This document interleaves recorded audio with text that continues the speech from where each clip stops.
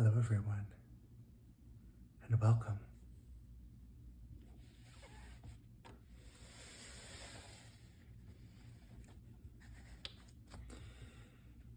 Today I would like to do something a little different.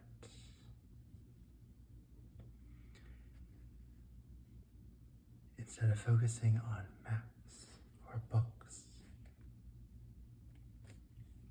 I'd like to share with you a number of vinyl records that I have found over the course of this past weekend. I was at a number of record stores in my town, some of which were used vinyl, some more for newer vinyl, which is still being produced. And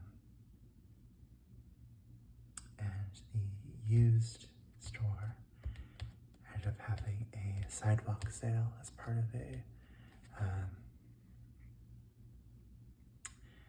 street fair that was going on this past weekend. So I was able to take advantage of that to buy 3 of those records. And I also went to the library, which also has some vinyl. And I got 2 records from there as well.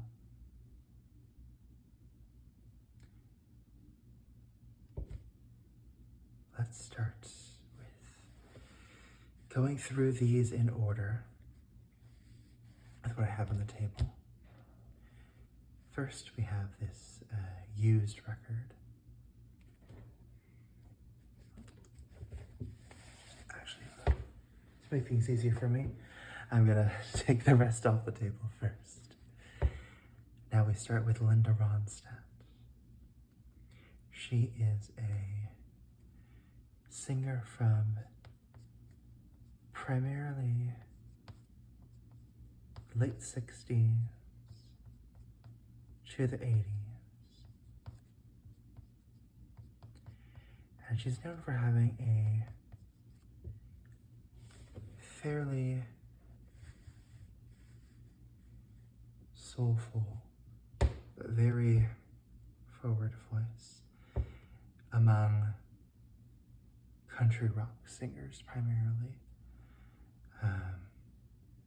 She was originally from Arizona, spent some time in California and New York, and has been in Arizona more or less since the 2000s.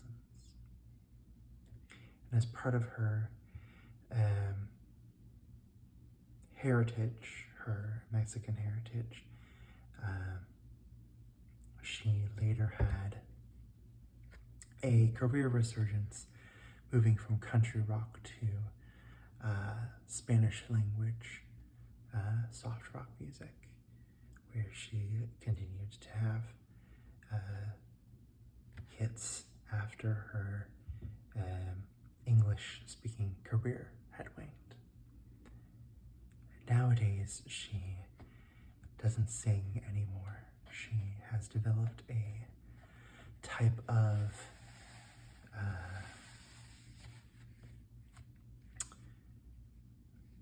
palsy, I believe is the right term, some sort of brain disorder that makes it so that she can no longer sing, which is quite a shame, given that she has such a memorable, such a powerful voice.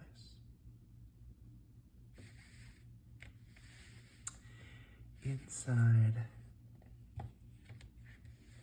the outer sleeve of vinyl, you typically have the inner sleeve.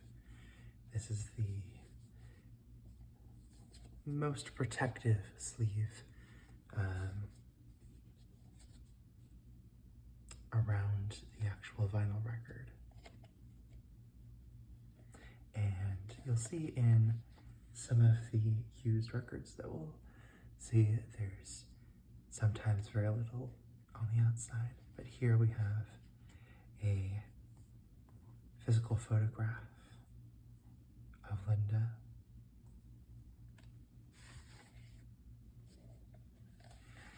And on the other side, we have a thank you note that she's written. Love and special thanks to the following people for their help and encouragement in making this record.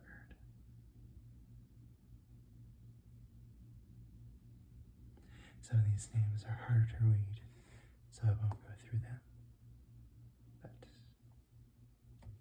she has signed it here with her name. It's quite a nice decorative flourish. And on the bottom of the main cover for the record, we have the credits, with side 1 having 5 songs,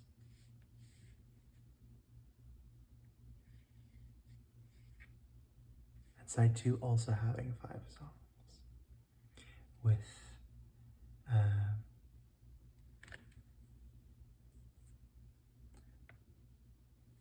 the amount of time per track, the writers for the track, and whoever played on each track, whichever instruments outside of singing, which she did for all of the songs. Interesting to note is that she covered a lot of her music. At least on this album, we have James Taylor, we have J.D. Souther, we have Phil Everly of the Everly Brothers, Hank Williams, and the biggest song on this record is the first one, which is originally a song by Dee Warwick, written by Clint Bellow Jr., and it's You're No Good. I think this was the first song that I ever heard of hers. It's quite meaningful in terms of being able to analyze one's involvement in relationships.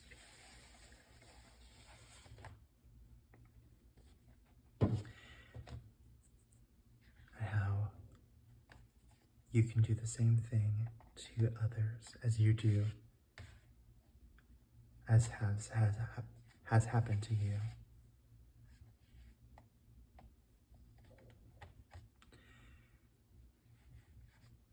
So like vinyl records, like this type of physical media, there are 2 sides, both in a polyvinyl plastic.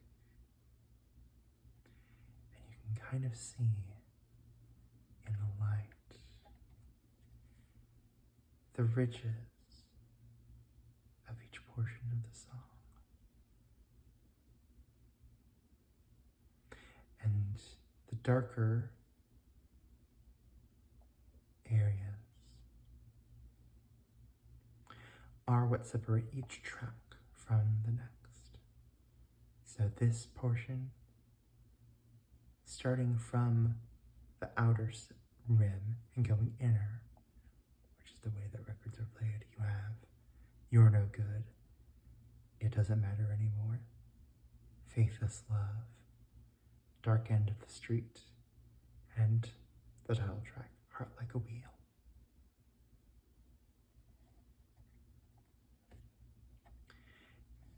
I'm not sure if this will pick up on the camera, but if you hold it at certain lights, you can kind of get a rainbow effect. The light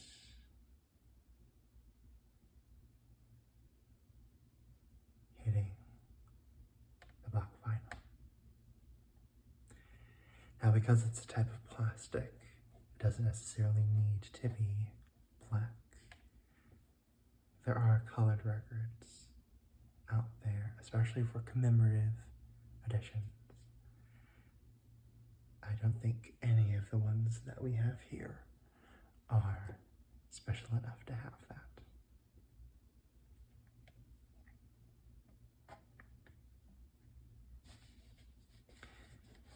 Having played this record a couple nights ago, I can say it's in quite good condition, considering it seems to be produced pretty close to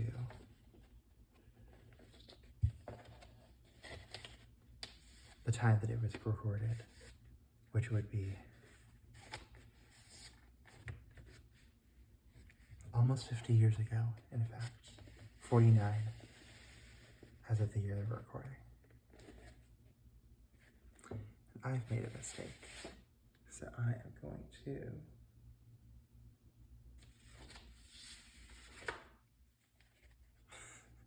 put it back together off screen. And that's Linda Ronstadt. Continuing with our strong female singers, we jump ahead to the 90s. So this is not a used album. This is a new album, recently produced, physically. This is from a band that was originally from Olympia, Washington, which is the capital of the state of Washington.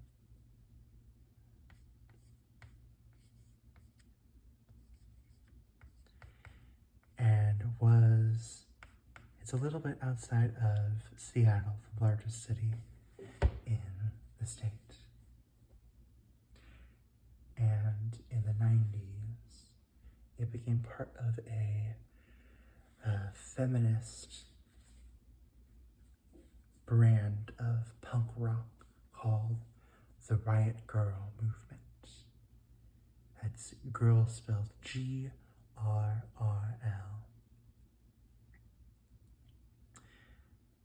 And the biggest band to come out of this movement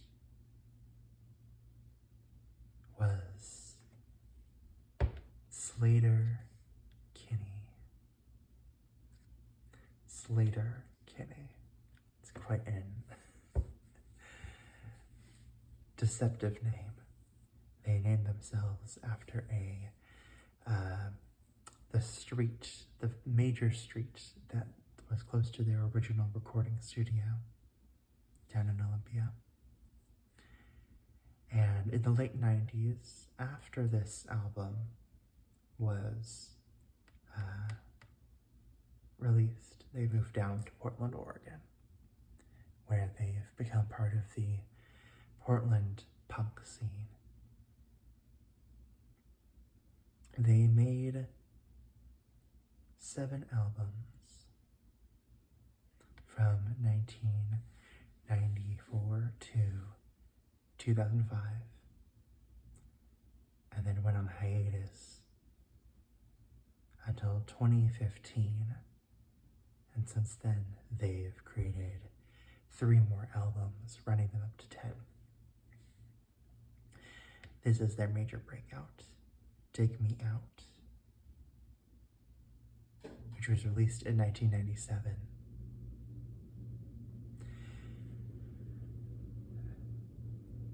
The main members of the band from this third album, up until their 9th album, are Corin Tucker, lead vocalist and backup guitarist. Well, second guitarist, not really a backup. Carrie Brownstein, secondary vocalist and primary guitarist. And Janet Weiss, drummer. Carrie Brownstein might be a familiar face if you have seen the IFC show Portlandia, which I believe is still on Netflix, which is a spoof of the culture of Portland, Oregon. Corin and Carrie used to be in a relationship. In fact, that was part of how the band started. But since the mid-90s, they have been no longer in a relationship, but still able to work well together, which is good, because they've created some very good music together, in my opinion.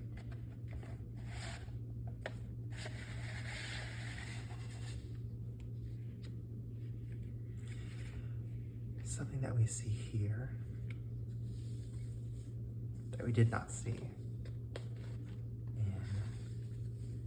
in the Ronstadt vinyl is a lyrics sheet. So we have the lyrics spelled out, one song, the next song, and they're grouped together. We also have images of each individual member as they're recording the album.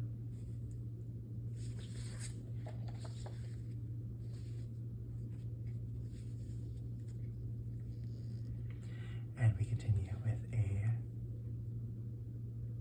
another thank you note to everyone, as well as a outline of who the band members are and who played, which was all of them except for one saxophone player.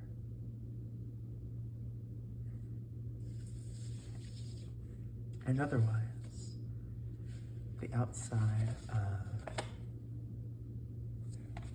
the protective sleeve is quite plain.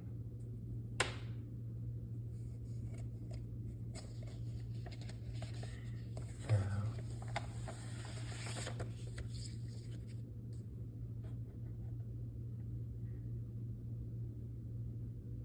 this record is quite new.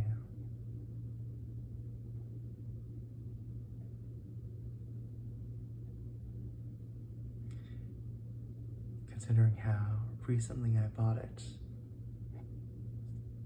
comparing it to the last record, it puts the other record, Linda Ronstadt, in a good perspective to see how good of a quality it actually is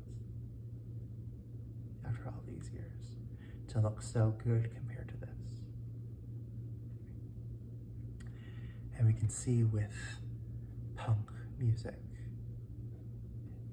the disc is the same, but there are quite a few more songs on this album, primarily by having shorter songs.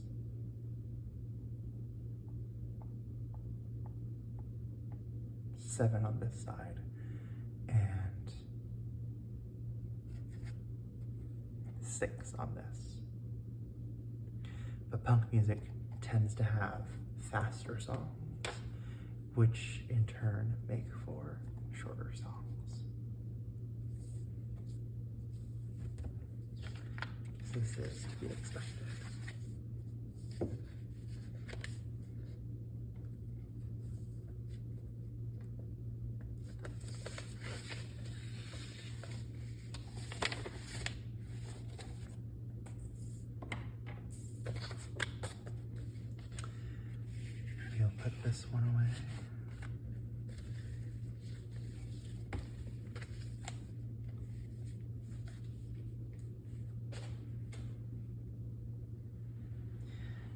turn back to the used portion with Simon and Garfunkel.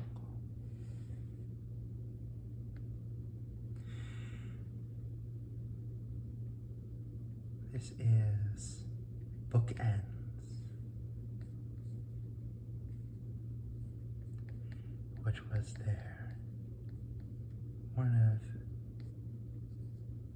many albums in the middle of their career that enhanced the popularity that they already had with the success of The Sound of Silence.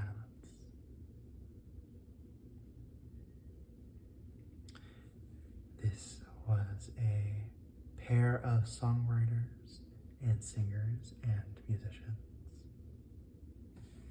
Paul Simon and Art Garfunkel, who had lightning in the bottle for the years that they were together, primarily in the 60s up until 1970 with their last album.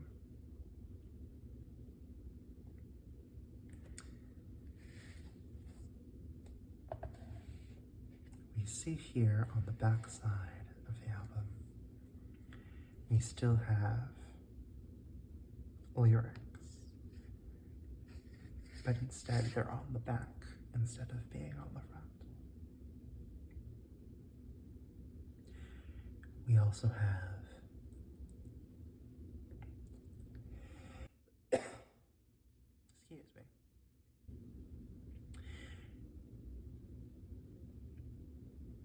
We also have a little bit of information about responsibilities, including production by Paul, Art, and Roy Haley, and songwriting credits to Paul.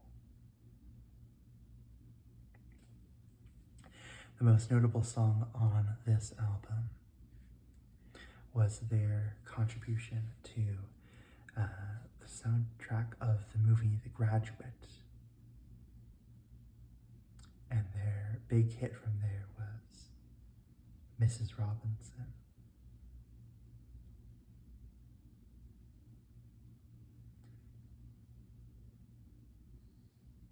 Which is quite a eclectic song. Definitely fits within their genre of somewhat folky, somewhat lighter rock and roll-y.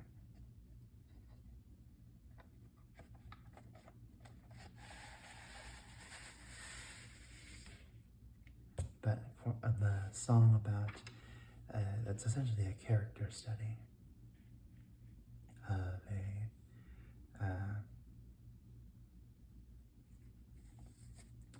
particularly adventurous woman, I will say, without getting too much into the details of the movie. We again have a plain sleeve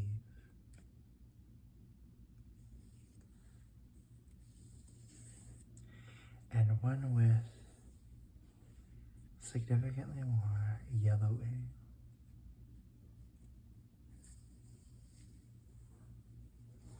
And a thinner paper as well, because we can see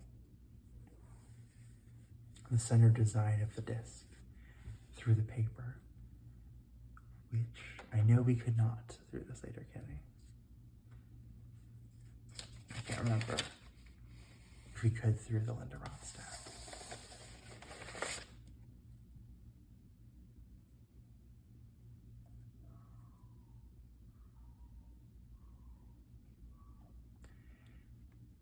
And here we see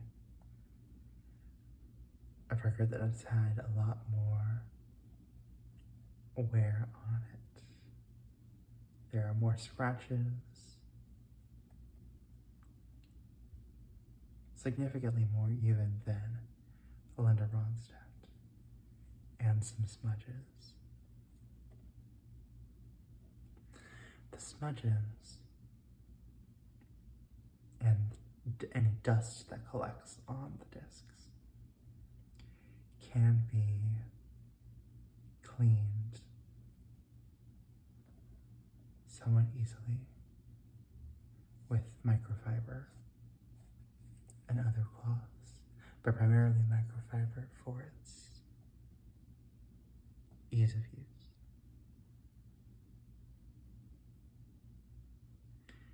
This has not been taken care of for quite some time, so I am glad to be the one to do so.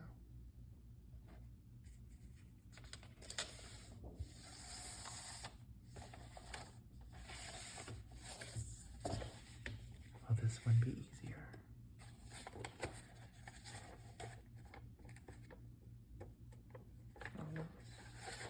Yes. It will be.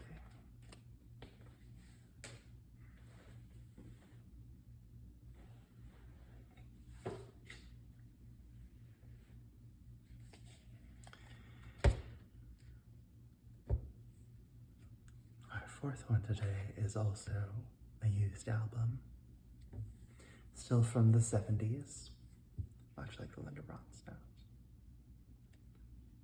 from a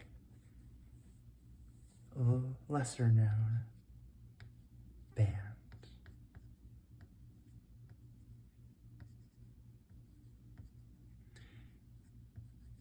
The album is called Lakeshore Drive.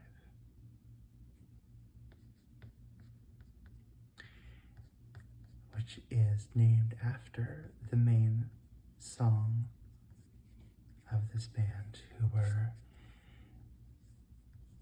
I would say, fitting under the title of a one-hit wonder. This is certainly the biggest song of theirs that has survived throughout time, primarily through celebrating the city of Chicago, which is where Lakeshore Drive is.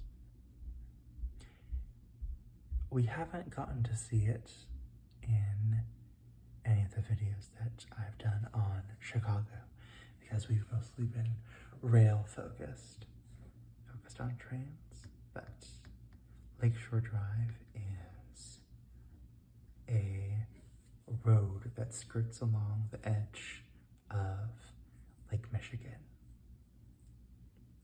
It's quite a beautiful highway drive.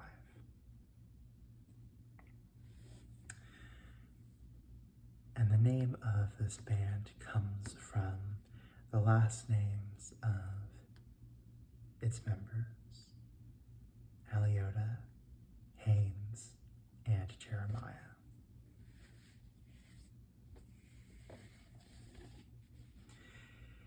We have a bit of a provocative cover with them all flexing while showing their tattoos with their names. And up in the corner, though it is hard to see because of how faded it is, in almost gold lettering, there is a track list, as well as the credits.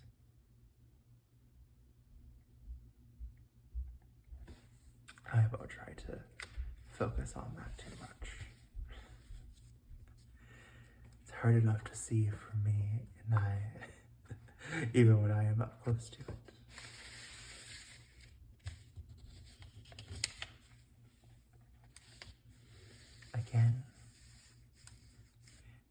thinner sleeve.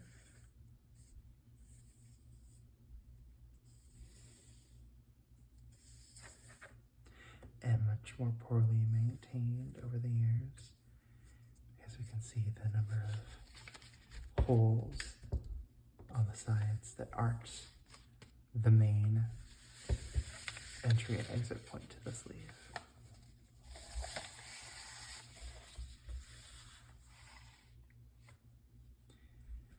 So this record is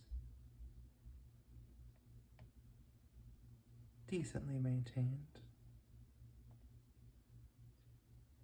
There are definitely some scratches along this side, but less so. We have nice gold backing and black lettering. So here we can actually see the track listing. It has not faded anywhere near as poorly.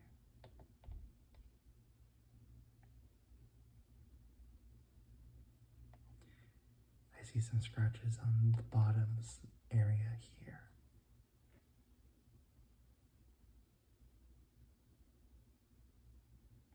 But otherwise not too terrible to play. Nothing big enough that will cause any skips, I don't believe.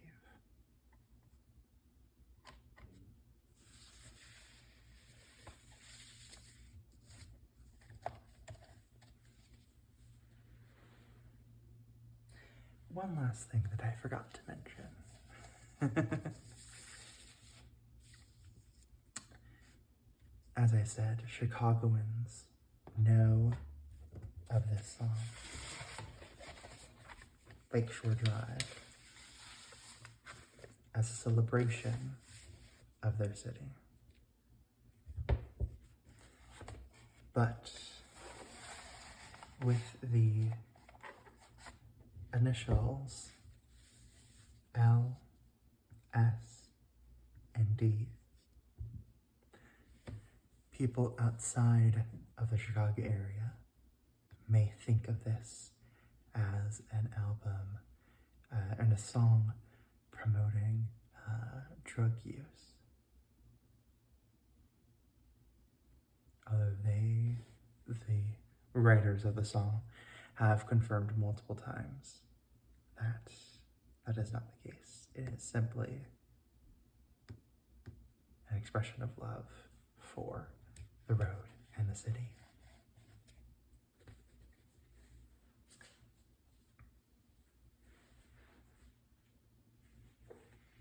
And now we get to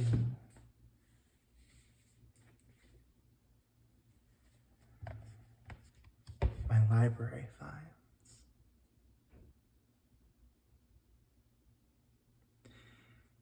I'm covering up portions of this album because they would let you know that what library I visit. But this is another Portland influenced album. This is Burnside on Burnside. This is a live album of a blues legend, R.L. Burnside, playing at the Crystal Ballroom,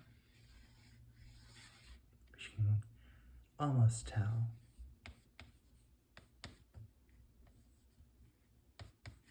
hidden behind the street sign,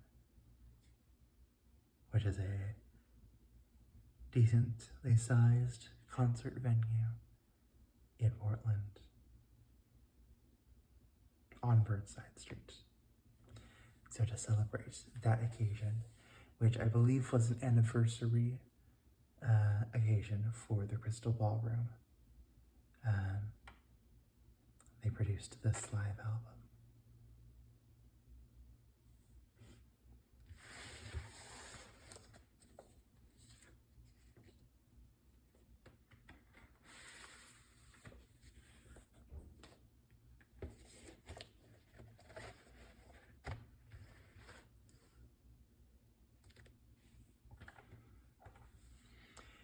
Here we have an image of Burnside playing for the track list. And here on this album, we see the sides listed as side A and side B. Some records have A and B, some are 1 and 2, and we'll see an exception to that made in our last album. We have some good images of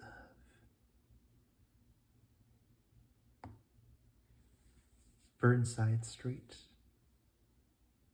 being signaled throughout the city. A street sign letting us know that the street is the next intersection. A bus signaling that it goes down the street. A sign for the Burnside Bridge, which, as one might assume, takes the street across the Willamette River. More street signs. A sign downtown on the west side of the river. That is also a combination walk signal and a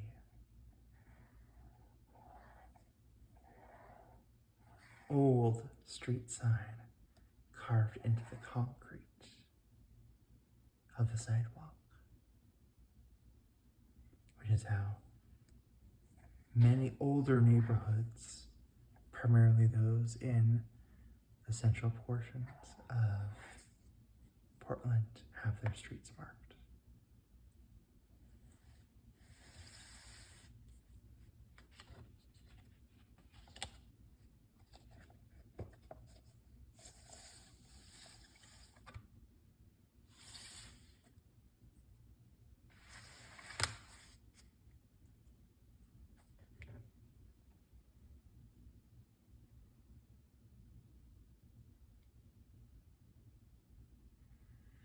As a library record, and an older one at that.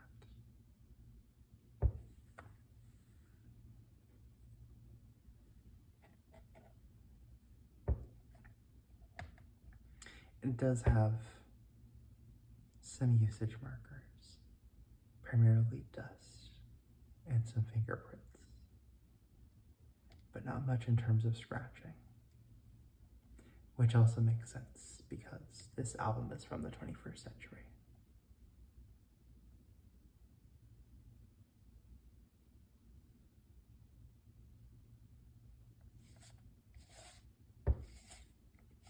It's quite interesting to listen to blues music as something that I was not exposed to much, but have been trying to appreciate more as an adult. To understand where the history of rock and roll came from.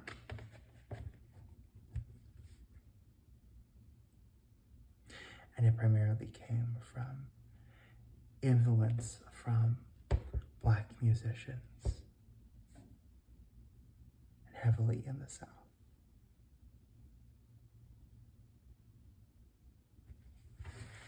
What started out as blues music became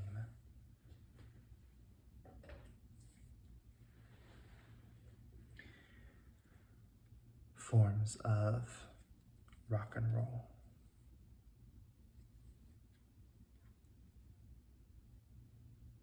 Finally, we have the newest album. This is an album by an Icelandic internationally regarded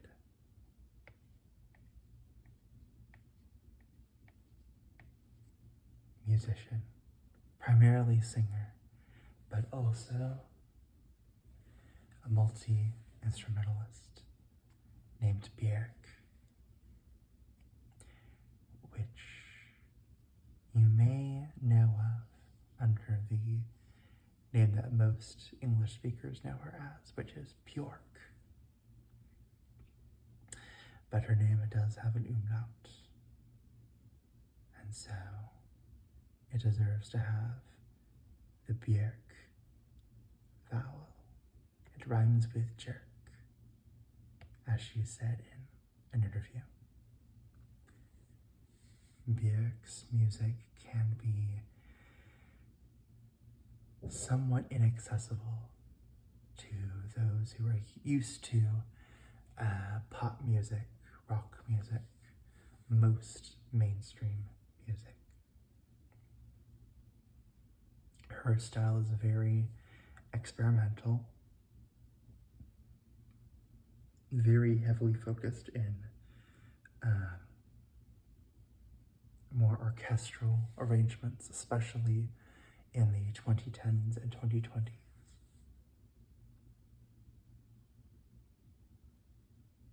And she takes a lot of inspiration from her home in Iceland, as well as the natural world around her. As we can see, visually, this album takes a lot of inspiration from orchids, flowers, but primarily fungi and mushrooms.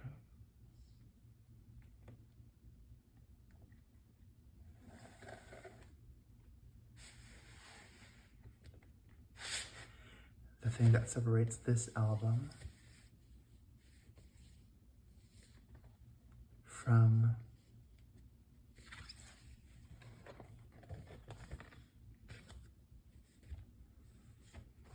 what the rest that we saw is that this is a double LP.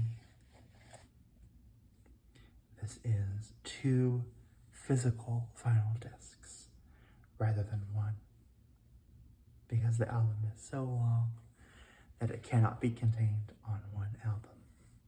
So they've decompressed it into 2 with shorter amounts of music on each side. And the name of the album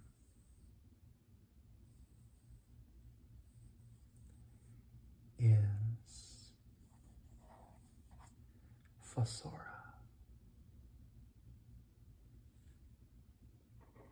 Björk really likes to have single words for her titles.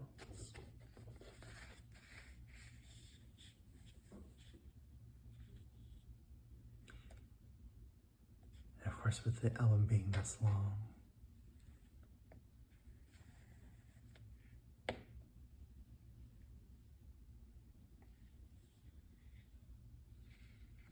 the lyrics and credits sheets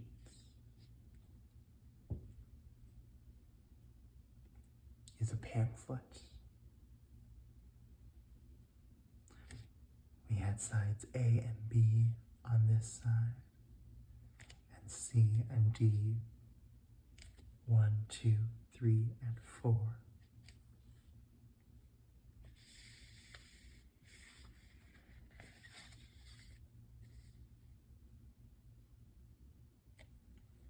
We have additional credits here on this side.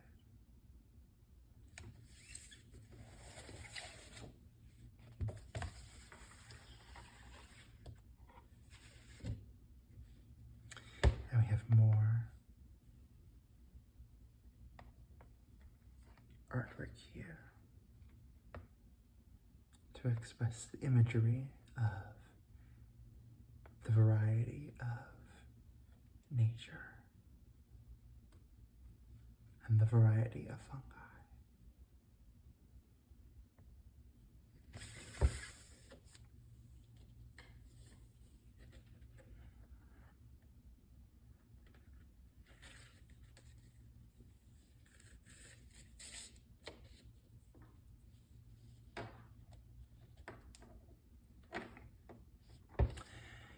Now these protective sleeves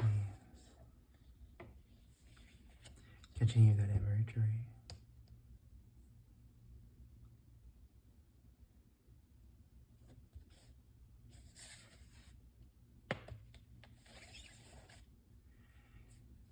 And with how full they are of separate images. It's almost disorienting to try to figure out which side is up and which side is down.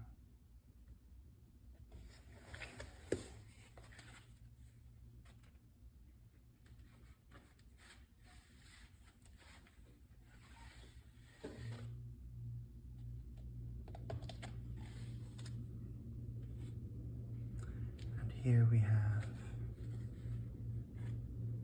much more of the mushroom feel. They're almost like little spores and little mycelia drilling down from one to the other.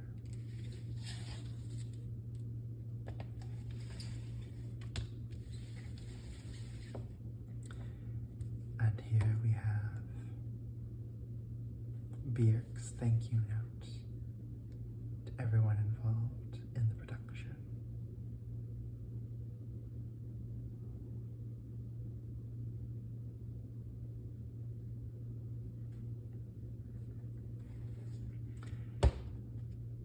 Because these discs also contain some information about where I do my library that I do not want made public.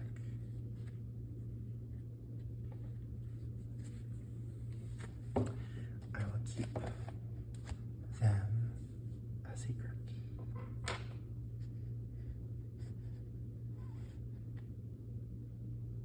Though, I will say as library copies, they are still quite good. Though this is a year-old album, so I should hope that that is the case.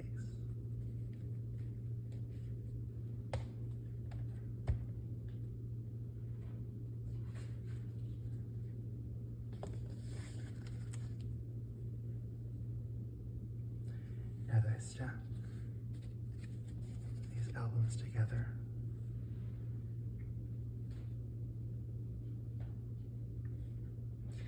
I hope you've had fun exploring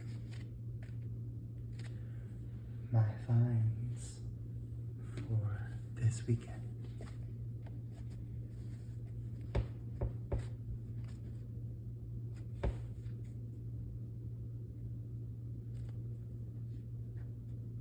And I hope you let me know if you liked this video so that I can know to continue to make more of these as I find more records, both in stores and at the library.